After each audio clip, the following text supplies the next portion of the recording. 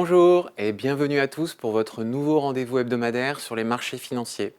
Je suis Gilles Ménard, gérant La Française, et chaque semaine, nous ferons un point sur les faits marquants de la semaine et le point de vigilance pour les prochains jours.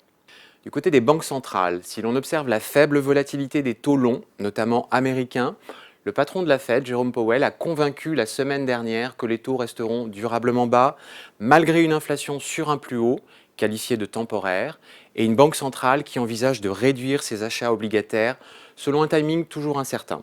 Du côté de la croissance et de l'inflation, en Asie, les indicateurs montrent une contraction de l'activité industrielle dans plusieurs pays en août, en raison d'une demande plus faible et ou de pénurie de composants. Les délais de livraison sont donc rallongés et les tensions sur les prix augmentent. En Chine, l'activité des services déçoit également cette semaine. Sur le front de l'inflation, l'indice des prix en zone euro a progressé de 3% en août versus août 2020. Ce chiffre est tiré par les effets de base de la composante énergie, impactée par la crise sanitaire qui avait entraîné une baisse marquée des prix à l'été 2020. Du côté des taux d'intérêt, les chiffres d'inflation ont eu un effet à la hausse sur les taux longs européens. La hausse est plus violente sur les pays du sud de l'Europe. Les propos de Robert Holtzmann, membre du Conseil des gouverneurs de la BCE, ont aussi alimenté cette hausse. Il a plaidé en faveur de la réduction des achats d'obligations dans le cadre du PEPP.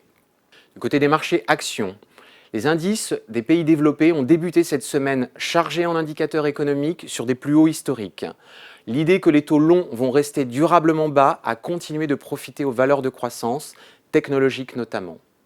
Les marchés chinois sont quant à eux impactés par les différentes mesures de régulation, mais aussi par le ralentissement économique du pays. Sans surprise, le mot attentisme est celui qui prévaut cette semaine, notamment avec la publication des chiffres de l'emploi américain ce jour.